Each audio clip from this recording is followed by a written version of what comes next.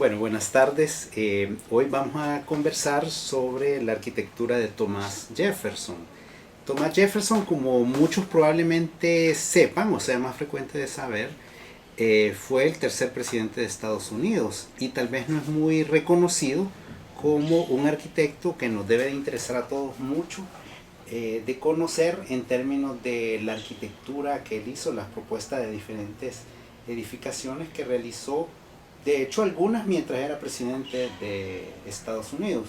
Eso de entrada nos dice un primer factor que como contexto creemos que siempre es importante insistir, que se trata de una persona de la ilustración, es decir, de finales del siglo XVIII, que por lo tanto está muy interesado en diversos temas de la humanidad, no vamos a decir solo en el tema de la arquitectura, ni en el tema de las ciencias políticas, que es definitivamente donde es más reconocido, pero también es alguien muy interesado en temas, por ejemplo, como la agricultura, como la horticultura, como la botánica, como la geografía, como la cartografía, y que por lo tanto eso le da un bagaje eh, digamos, cultural de un peso muy importante y que sin duda tiene una significación pues muy grande para la obra arquitectónica que él va a hacer. Probablemente de inicio también conviene como plantear al menos tres grandes temas que deben ser importantes para todos los que estamos estudiando a Jefferson, reconocer y tratar de indagarnos, digamos, tratar de reconocer en sus obras estos elementos. Bueno, en primero un tema de contexto que de alguna manera ya adelantamos, que tiene que ver con el cambio de las ideas hacia la segunda mitad del siglo XVIII.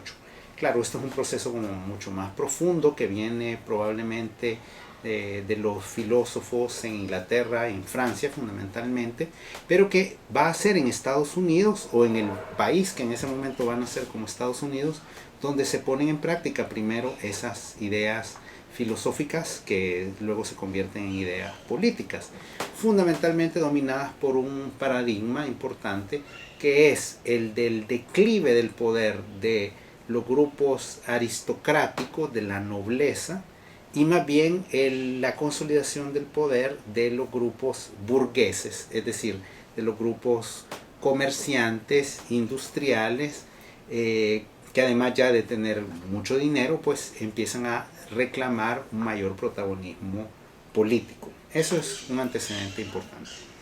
Un segundo antecedente tiene que ver ya más con un tema arquitectónico, más cercano pues, a nuestro quehacer, y es la consolidación, digamos, del lenguaje clásico de la arquitectura como el ideal de la práctica arquitectónica. Esto se explica por varios factores. Uno de ellos que nos va a interesar particularmente, porque además es de los temas en los que Jefferson también trabaja, es el de la arqueología. Es en la segunda mitad del siglo XVIII que en Europa se redescubre en buena medida, pero con un rigor científico, esa arquitectura de la antigüedad. Y en esto, bueno, participan obviamente varios personajes que también conviene reconocer, como por ejemplo Giambattista Piranesi, que en su calidad de arquitecto y de ilustrador trae, digamos, a Europa Occidental un recuento fidedigno de esas ruinas romanas y griegas que entonces ahora se pueden estudiar como, o en ese momento pues se podían estudiar como ejemplos máximos de ese ideal arquitectónico. De hecho, es a partir de ahí entonces que se va a consolidar la corriente, vamos a decir, neoclásica de la arquitectura, que es sin duda en las diferentes asignaturas, pues ustedes estudiarán y más adelante. Ahí conviene, no tanto por hacer comparaciones, porque en arquitectura hacer comparaciones es justificado, más bien para resaltar las virtudes y las cualidades fundamentales de los comparados, ¿verdad? Pero conviene tener referencia con otros arquitectos en otros países que harán justamente sus obras al mismo tiempo que Jefferson.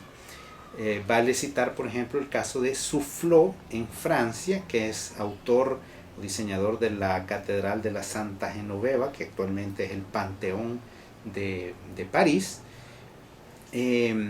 Digamos, como esa línea del neoclásico más puro que será consolidando en el siglo XIX, pero también en Inglaterra, que es sin duda un caso dentro de la lógica europea más parecido al de Estados Unidos, como es la obra de Nash y de Soane, que también nos debería interesar estudiar como otros ejemplos de arquitectura neoclásica.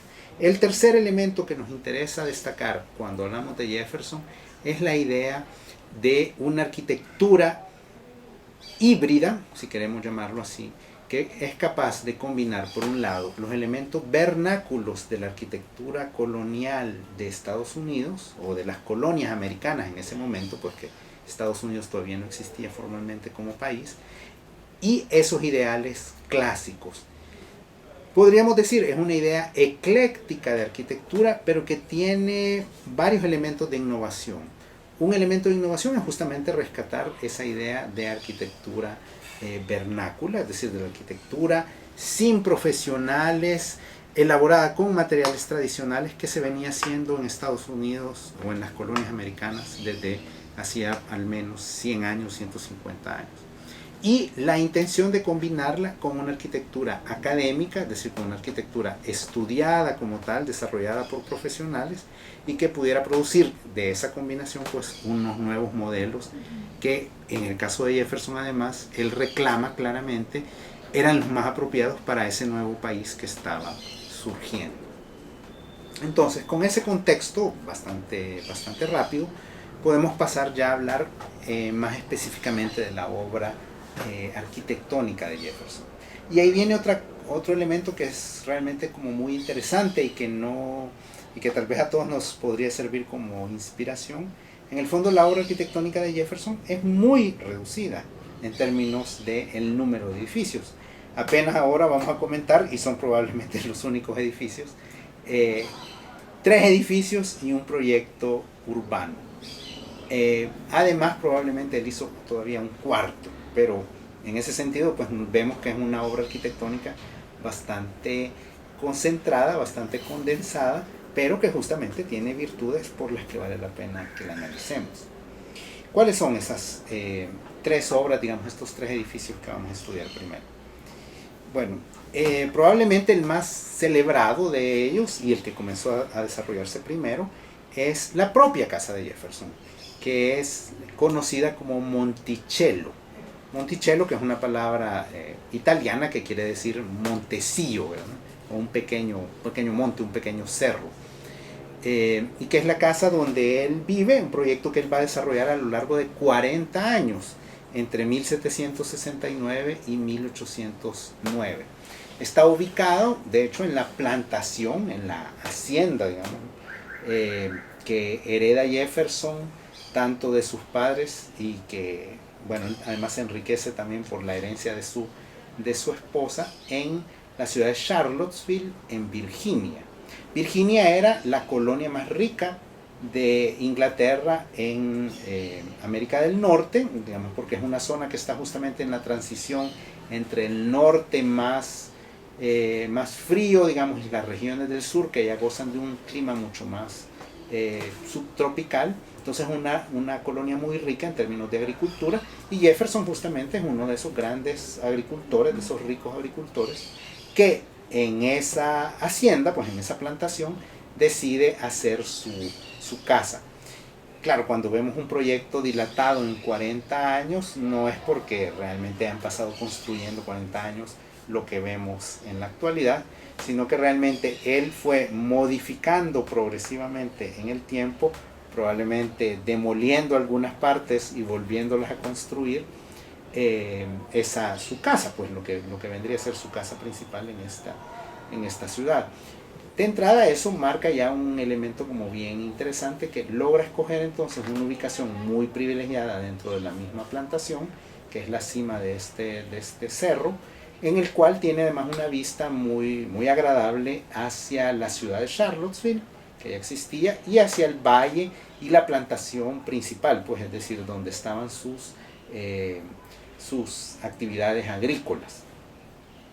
En ese sitio entonces él desarrolla un esquema que ya empieza a introducir estos elementos que mencionábamos hace un rato, de combinación de la arquitectura vernácula colonial de las colonias americanas y el lenguaje clásico eh, de la antigüedad. Y parte, digamos, de un esquema central, digamos que podría ser como la arquitectura del Renacimiento, es decir, donde hay un espacio central fundamental, en este caso compuesto por dos espacios, que es el vestíbulo de entrada y el salón social, digamos, de la casa.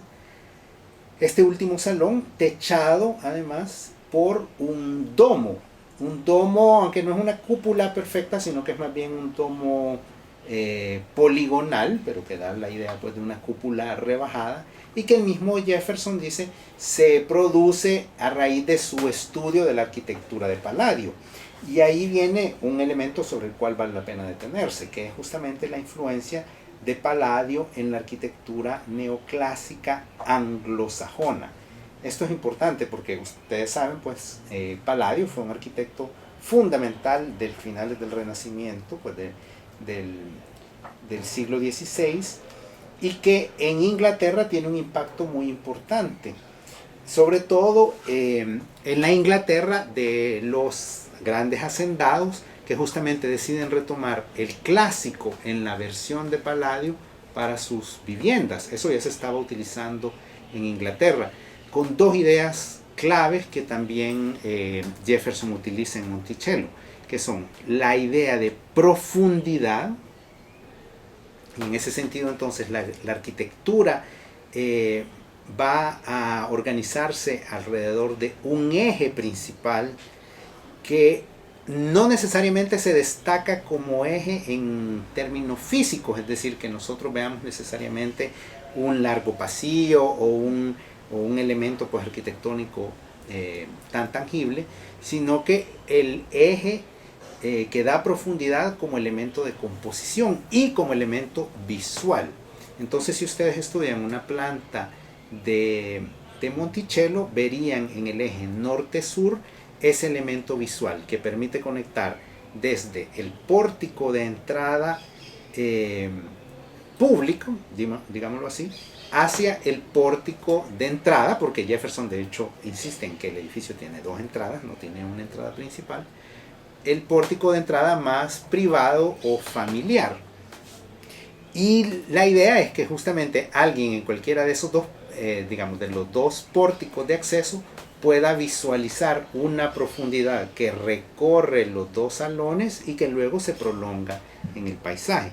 Eso de hecho una lógica, como decíamos, que Palladio ya había ocupado también 200 años antes, y que en este caso pues Jefferson lo está recuperando en el contexto americano.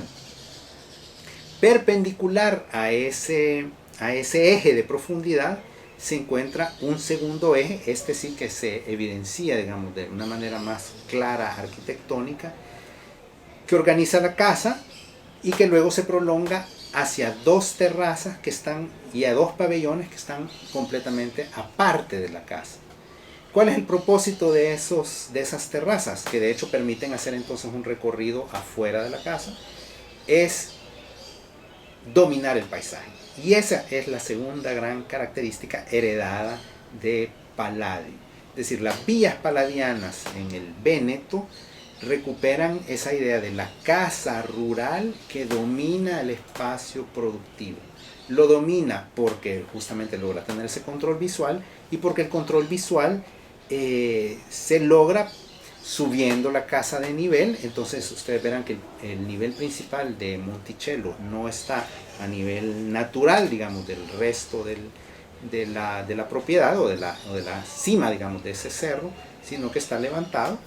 Eso permite además tener 5 o 6 gradas para llegar a los salones principales, pero además va a permitir tener un segundo nivel socavado, digamos, o semisubterráneo, que para la condición pues de esta casa era importante, porque de hecho donde se ubican los espacios de servicio, por ejemplo la cocina principal está en ese nivel semisubterráneo, vamos a decir, o socavado, donde están también la cava de los vinos. Jefferson es alguien así con gustos muy refinados, sin duda, y donde además viven los esclavos que dependen directamente de la casa.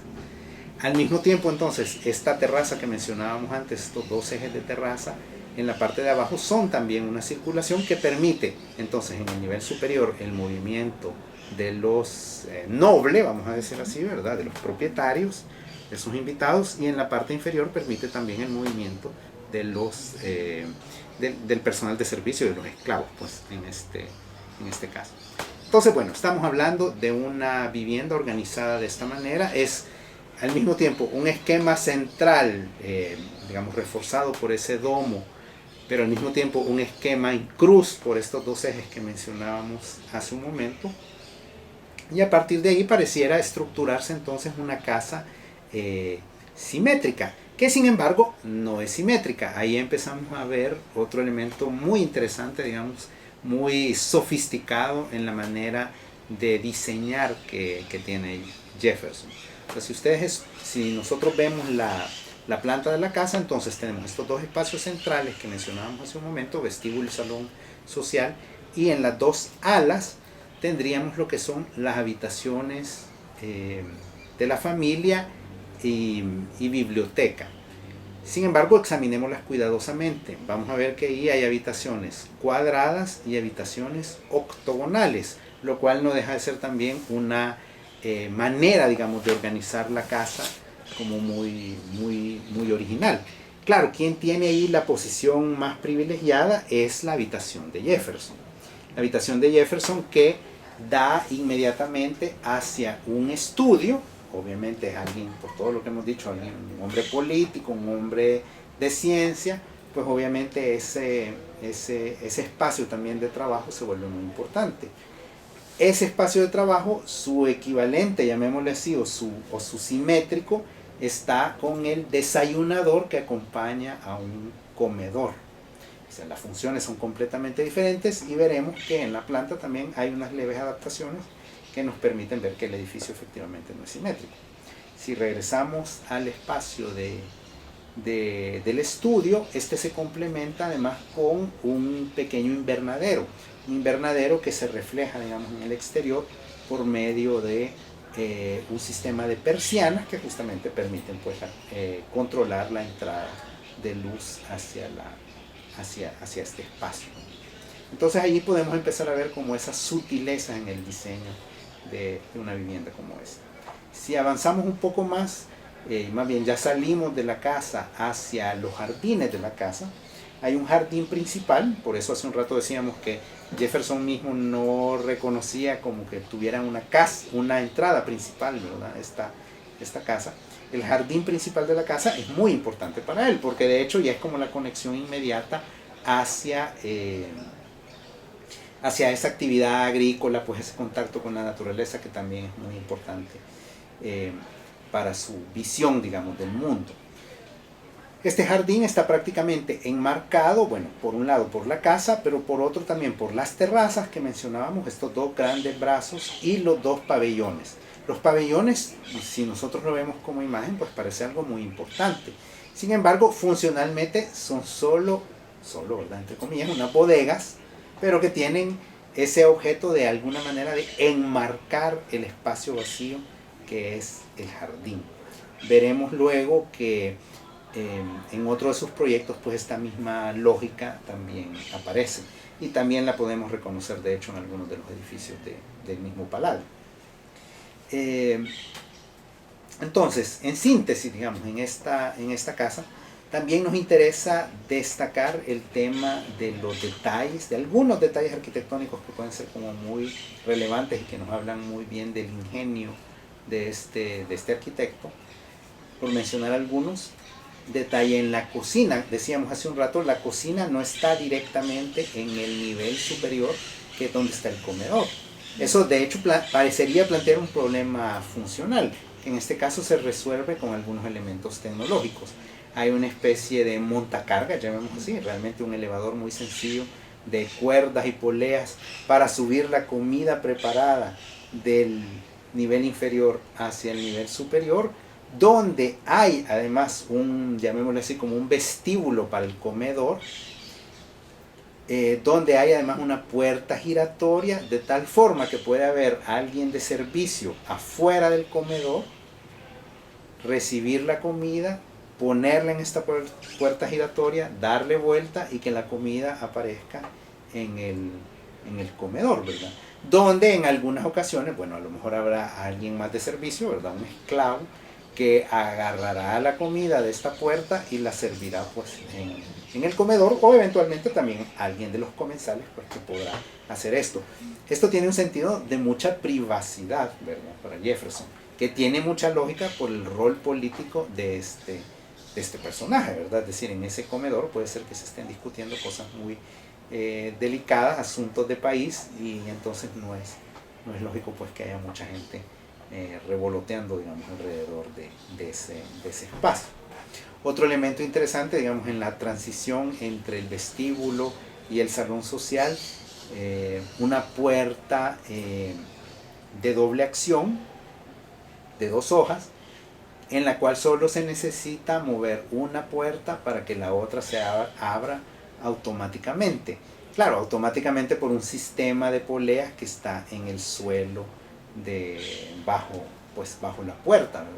Entonces estos elementos así le gustan mucho a Jefferson. En su cuarto, por ejemplo, y en el estudio hay también un aparato inventado por él que es para hacer copias de documentos. Otra vez, es alguien que escribe mucho, escribe documentos, escribe cartas, entonces guarda copias de todo lo que escribe. Para hacer eso, entonces, en su escritorio lo que hay es un brazo metálico donde se pone la pluma, él escribe y hay un brazo que está reproduciendo con otra pluma lo que se está escribiendo, pues, digamos, en la carta original. Entonces, digamos que todo ese gusto está muy presente. Hay otros detalles también interesantes, relativamente novedosos para la época. Si ustedes ven la planta de los cuartos, las habitaciones, las camas no están supuestas a estar en medio de las habitaciones, sino que es una cama alcoba, ¿verdad? Es decir, una especie de nicho en las paredes, perdón, donde está la cama propiamente dicha. Camas relativamente pequeñas, además, porque, como él mismo dice, ¿verdad? En el día donde uno produce, en la noche uno no está haciendo nada, entonces eso debería ser relativamente pequeño. Entonces este sistema de alcobas permite de alguna manera ser bastante eficiente en el espacio. También hay detalles, por ejemplo, de armarios que ya no son los muebles pesados tradicionales, mucho más en el siglo XVIII, sino que son más especie como de closets, como lo que nosotros conocemos ahora, que están también empotrados, ya embebidos, digamos de alguna manera, en la pared, y que incluso a veces están, como en el cuarto de él, arriba de la cama, de tal forma que no hay esos muebles pues pesados ocupando espacio perennemente. Entonces, como decíamos hace un rato, pues en resumen, digamos, de esta casa, pues podríamos destacar, número 1, los valores de la composición arquitectónica que, como decíamos, aluden a ya arquitecturas intentadas, por ejemplo, por Palladio y que están traídas en este nuevo contexto americano. En segundo lugar, interesa esa relación con el paisaje, con la naturaleza, importante a través de la conformación del jardín, del dominio del paisaje por el cambio de los niveles. Y en tercer lugar, lo que mencionábamos hace un rato, pues de todos estos detalles tecnológicos, pero que de hecho van enfocados pues a lograr una mayor funcionalidad de los espacios, un mayor confort. Entonces nos encontramos en una situación de una arquitectura clásica, pero que justamente empieza a asumir esos valores de funcionalidad y de confort que de hecho son novedosos pues, para ella, pues para poderlo hacer. Entonces ahí tenemos ese primer caso de la casa de Monticello. En paralelo a Monticello, bueno, Jefferson fue presidente, como ya lo dijimos. De hecho, dejó de ser presidente de Estados Unidos en 1809, cuando también se concluyó finalmente la construcción de la casa, digamos, en las condiciones que actualmente podemos ver. En paralelo, además, había desarrollado otro proyecto significativo, que es el Capitolio del estado de Virginia. De hecho, a él se lo habían encargado este Capitolio, o la sede pues, del Congreso o del Poder Legislativo de Virginia, se lo habían encargado incluso antes de que Estados Unidos fuera un país independiente en 1776. Este es un encargo que le hicieron, bueno, en paralelo, digamos, entre 1776 y 1784. Y él en ese momento es embajador de Estados Unidos en Francia. Ahí estudia, pues como ya lo dijimos, por todos sus intereses que tiene, sus intereses científicos, estudia la llamada Casa Cuadrada o la Maison Carrée, que es una ruina romana que se encuentra muy bien conservada, que se encuentra en Nîmes, una ciudad en el sur de Francia. Entonces Jefferson la estudia y lo que manda de propuesta, eso es como muy interesante, ¿verdad? Lo que manda de propuesta a Virginia son los planos de levantamiento de la Maison Carrée. ¿Por qué? Porque él lo que quiere es que se reproduzca la Casa Cuadrada en Virginia. Y ahí me voy a permitir entonces leerles un fragmento de un escrito de Jefferson, pues para que tengamos una idea de las ideas pues, a las que él se refiere. Y dice: dar simetría y gusto a estos edificios no aumentaría su costo. O sea, está hablando de hacer este tipo de edificios en Estados Unidos. Solo habría que cambiar la forma y la combinación de sus miembros o de sus elementos. Esto sería a la vez más barato que la profusión de adornos bárbaros con que muchas veces se cargan nuestros edificios. Pero entre nosotros se desconocen los principios elementales del arte y no tenemos cerca ningún modelo suficientemente puro para hacernos una idea de él. Entonces, ¿qué es lo que él está haciendo? Es mandando a que se reproduzca un edificio clásico, pues de la antigüedad en Virginia, para tener un modelo de lo que son esos ideales clásicos en Estados Unidos. Claro, esto como idea fundamental pues nos puede sonar como bastante radical, pero nuevamente sufre eso muchísimas adaptaciones. Incluso Jefferson sabe perfectamente que un templo romano, en este caso pues un templo religioso romano, pues tiene una funcionalidad completamente distinta a la de un congreso o de un elemento pues de poder legislativo o de institucionalidad en un país. Entonces, incluso desde un principio también él manda los planos de ese levantamiento, pero además manda los planos de un anexo o de dos anexos que hay que hacerle al edificio, pues lógicamente para adaptarse mejor a su función, que es de hecho lo que vemos actualmente. Ese es el edificio del Capitolio de Virginia, está formado por tres cuerpos: el principal, que es la reproducción de la Casa Cuadrada, y dos cuerpos anexos cuadrados a su vez, con los elementos pues romanos que también podemos ver. ¿Qué puede resultarnos como muy interesante de este edificio? Otra vez tal vez vamos a reproducir algo de lo que ya dijimos antes para Monticello, que ustedes lo pueden ver. Número uno, una composición en base a dos ejes. Un eje, si quieren, principal más corto, que es de hecho el eje principal del edificio del centro, que es la Casa Cuadrada, y un eje perpendicular a este, que es el que une el edificio principal con los dos cuerpos anexos de los que hablábamos hace un momento. Claro, en estos edificios entonces se tienen que albergar el asiento del Poder Legislativo, la Cámara, digamos, y las oficinas de los representantes. Eso es un primer elemento. Segundo elemento es la ubicación, otra vez, el emplazamiento del edificio. Jefferson otra vez escoge, pues con la gente que está digamos, encargando este proyecto, otra vez un cerro, una altura, una colina en medio de la ciudad de Richmond, que es la capital de Virginia, para emplazar esta edificación, ¿verdad?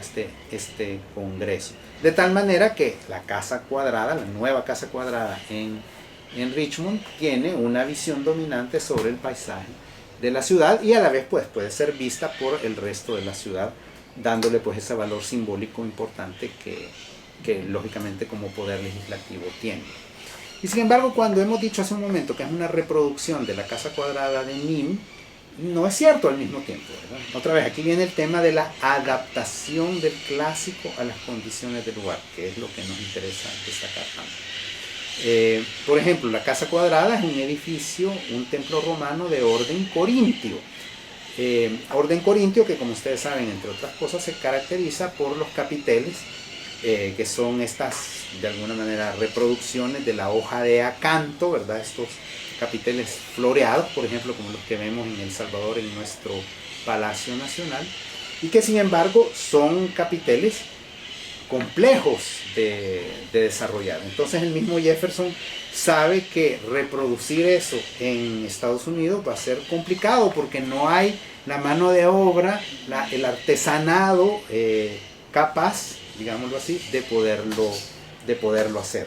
Entonces, muy pragmáticamente, pues lo que dice es, cambiémoslo, ¿verdad? Y aquí vamos a hacer un orden jónico, que es un orden con, ¿verdad?, un capitel de volutas, mucho más sencillo, y que podemos pues más fácilmente pues realizar en nuestro país. Otro cambio importante, bueno, obviamente esto no va a ser un edificio blanco, que es el color que Jefferson idealiza de la pureza, digamos, de las instituciones en Estados Unidos, el color de la democracia en Estados Unidos. Y claro, eso cambia completamente la lógica de un edificio, pues como la casa cuadrada que podemos ver en Nim o el templo romano original, pues que esto era. Entonces ahí vemos otra vez esa idea de adaptación que nos interesa mucho resaltar en este proyecto. Tercer proyecto importante pues para conocer la arquitectura de Jefferson es el campus original de la Universidad de Virginia. Dentro de las múltiples que ya hemos mencionado, intereses, preocupaciones de Thomas Jefferson, pues el tema de la educación evidentemente es un tema muy importante. Y una vez se retira, pues ya deja de ser presidente de Estados Unidos, se va a mantener muy ocupado, justamente preocupado por la fundación de la Universidad de Virginia. Claro que en Estados Unidos ya existían otras universidades, sin embargo, pues esta es la primera universidad en su estado, ¿verdad? En su Virginia natal. Entonces este es un proyecto que prácticamente va a tomarle desde 1819 hasta 1825, prácticamente un año antes de su muerte, y en la que es realmente muy interesante ver pues la propuesta arquitectónica que él va a desarrollar. ¿Qué podemos reconocer aquí? Pues nuevamente hay varios elementos, y muchos de los cuales ya hemos hablado, pero que siempre vamos a insistir entonces cuando estemos hablando de Jefferson. Número uno, en este caso, claro, ya no es un edificio aislado como fuera la casa o como era el Capitolio de Virginia, sino que es un campus, y en ese sentido él mismo lo entiende. Él lo llama el Academic Village, o llamémoslo así, el pueblo académico, ¿verdad? Entonces es un conjunto de edificaciones. Un conjunto de edificaciones que sin embargo se organizan con los mismos principios que comentábamos hace un momento. En primer lugar, se establecen, otra vez, dos ejes importantes de la composición.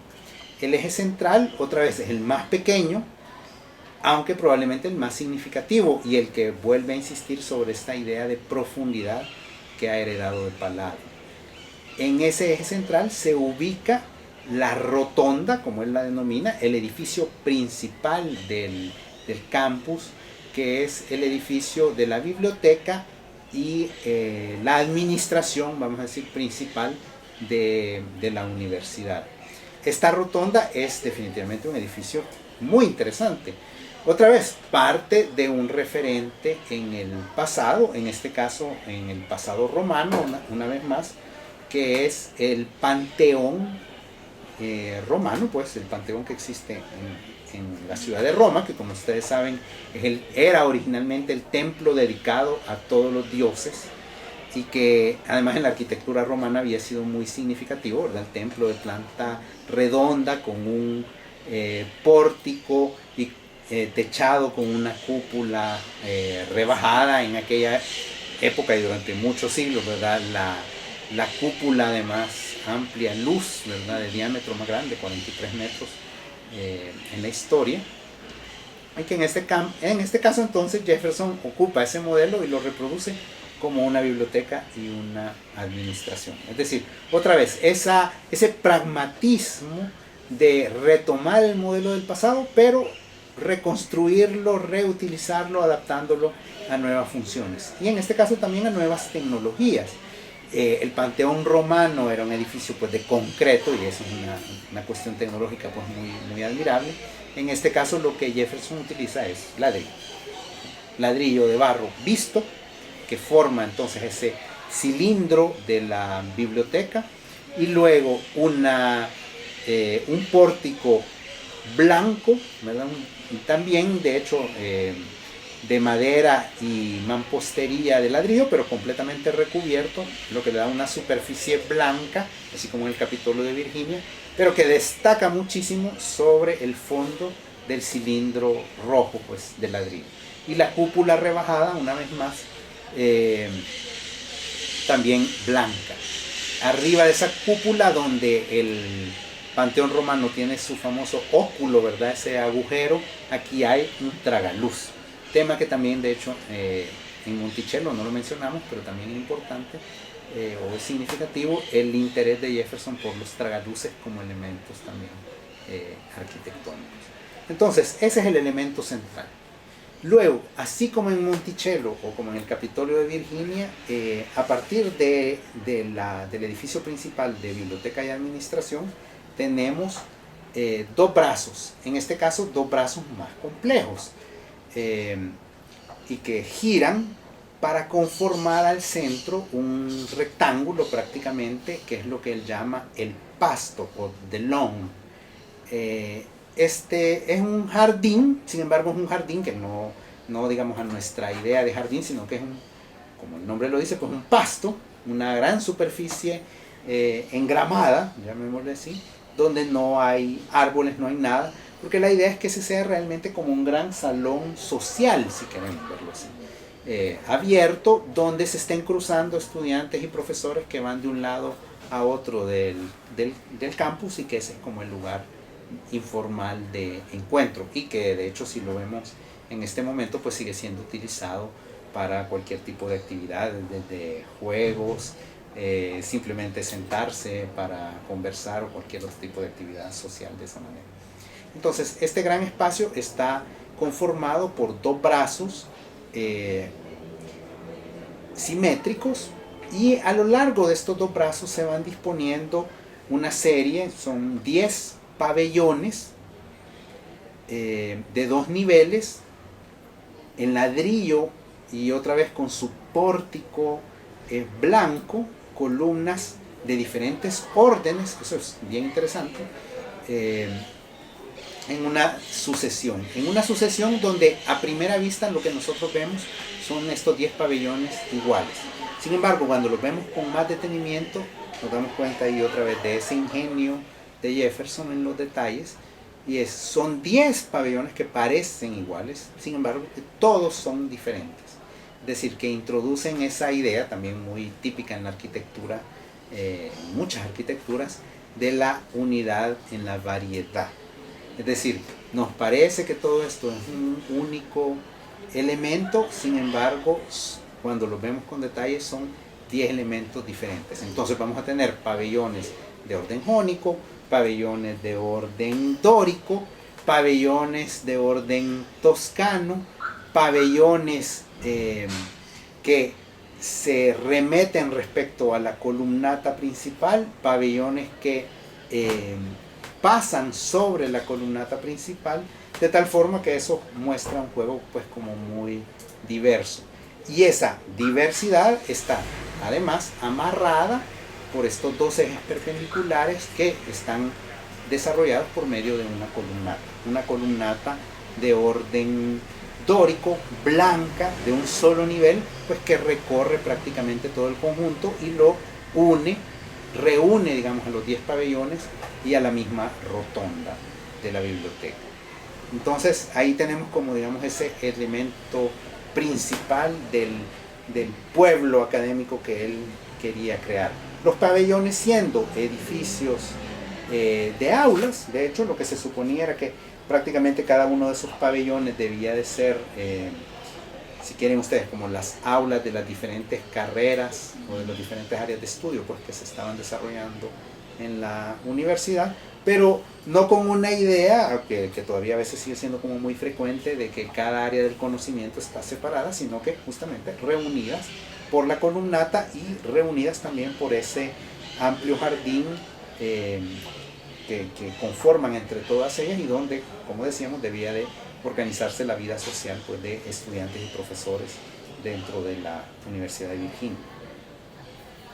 En paralelo a estos dos brazos principales, digamos, y con un carácter sin duda menos sofisticado, menos desarrollado, se encuentran otros dos elementos importantes, que son las habitaciones de los estudiantes, según el modelo, de hecho, de las universidades anglosajonas, donde los estudiantes viven, pues, en el campus, que es unos edificios sencillos de un nivel, y entre esta, digamos, ala de aulas y esta de aulas y pabellones y esta ala de habitaciones de los estudiantes se encuentran unas huertas. ¿Por qué? Porque otra vez es importante que los estudiantes tengan contacto con la naturaleza por medio de la agricultura. Entonces, la separación entre los dos edificios son estos jardines o estas áreas cultivables, donde además destacan una especie de tapiales, llamemos unas paredes de altura sencilla, alrededor de 1,80 m, pero que son además ondulantes, ¿verdad?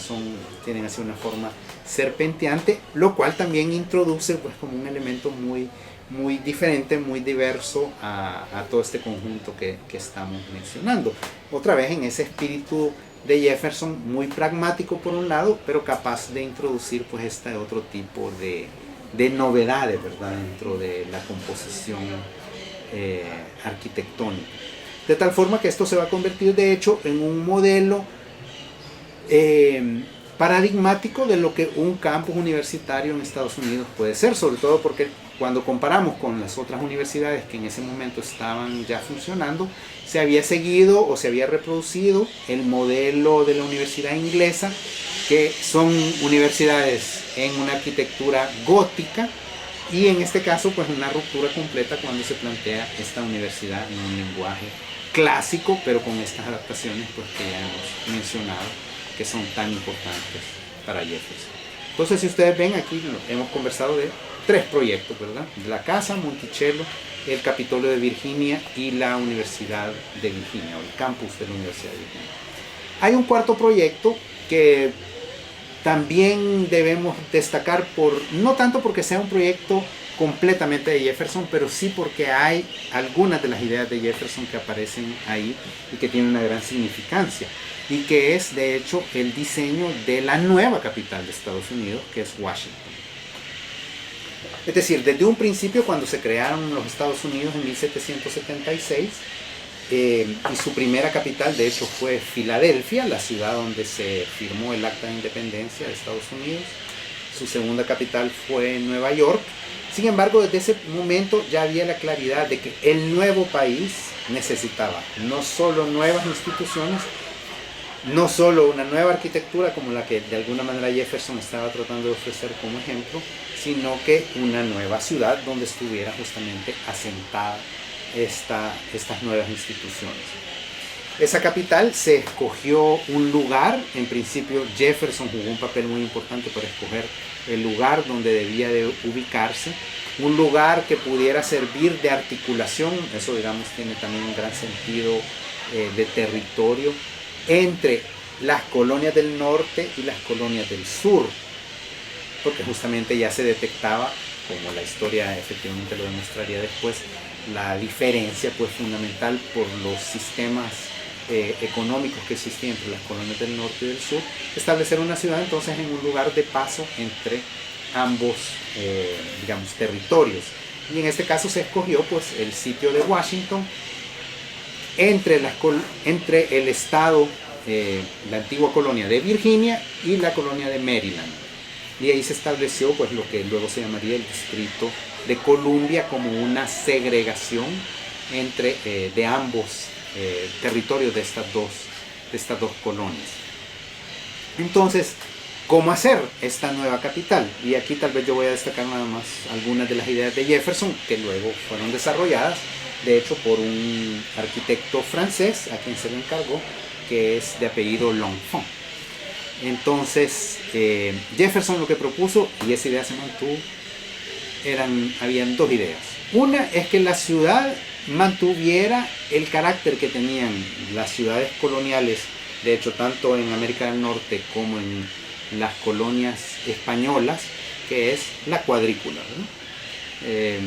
Se partía de mantener una cuadrícula, pero que rescatara algunos elementos diferenciadores, sobre todo para darle un valor a las principales instituciones que ya se preveían en ese momento, que estaban establecidas pues en la Constitución de Estados Unidos, que era el Congreso, que debía estar asentado en un edificio, un Capitolio, ¿verdad? Para ello, otra vez, se escogió de alguna manera una protuberancia, un punto alto, digamos, dentro del sitio. Un segundo elemento, la casa del presidente, la que conocemos pues la Casa Blanca, y estos dos elementos debían estar alineados, pero en diagonal en respecto a esa cuadrícula principal. ¿Qué significa eso? Es que entonces justamente la ciudad iba a empezar y es lo interesante, digamos, de Washington, iba a empezar entonces a desarrollarse en base a dos cuadrículas diferentes. Una cuadrícula principal, digamos, ortogonal, y luego no es tanto una cuadrícula, sino que una malla de ejes diagonales, donde los dos puntos principales focales serían el Congreso y la Casa Blanca. Luego se completó, de hecho, esa diagonal entre el Congreso y la Casa Blanca con un tercer punto, que en el plan original de Jefferson, de hecho, era el punto donde el eje de profundidad, otra vez, del Capitolio, se unía con el río Potomac, que es el río, digamos, alrededor del cual se iba a fundar la ciudad. Luego, digamos, de hecho, se hicieron obras para desplazar el río, y ese punto lo que se convirtió fue en el monumento a Washington, que es donde está un obelisco, este obelisco principal de la ciudad de Washington, y de esa manera se conformaba entonces un triángulo entre el Congreso, la Casa Blanca y el monumento a Washington. Ese triángulo que algunos denominan el Triángulo Federal, porque de hecho ahí donde están las principales instituciones pues, del gobierno federal de Estados Unidos, pues se convertiría como en un sello distintivo. Además, a partir de estos tres vértices, digamos, del triángulo, irradian otros ejes también diagonales, que por lo tanto complejizan la trama ortogonal original de la ciudad y crean un nuevo modelo, un modelo que de hecho tiene una inspiración barroca en este caso muy importante, ¿verdad? Ese tipo de operaciones de crear ejes de profundidad y fuga ya se había desarrollado en otras ciudades europeas, pero de alguna manera ya más como intervenciones sobre la ciudad construida. En este caso estamos hablando de un plan de una nueva ciudad, ¿verdad? Entonces eso también es un aporte importante, y en el cual Jefferson, pues luego con el proyecto del L'Enfant, pues también tiene un aporte importante.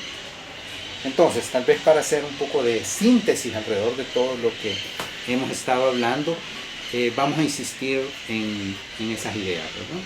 ¿Por qué Jefferson nos parece importante estudiarlo como arquitecto?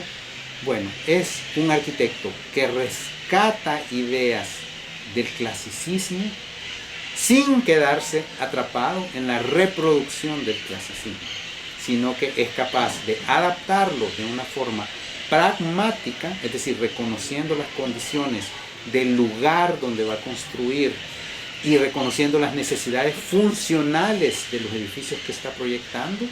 Es capaz de combinar ambos elementos, lugar y necesidades funcionales, con la arquitectura clásica. Ese es un elemento fundamental. Y luego, reconocer que existen tradiciones constructivas vernáculas en el lugar pues, donde él está haciendo su arquitectura, y sin embargo innovar esa arquitectura vernácula con los aportes justamente que esta tradición clásica que viene de otro lugar puede aportar. Podríamos también decir como una idea importante que vale la pena seguir estudiando ese elemento, esa preocupación por el confort, por la funcionalidad, que sobre todo en espacios pues domésticos, como puede ser su casa, se vuelven importantes y siguen siendo pues temas de preocupación para la arquitectura hoy.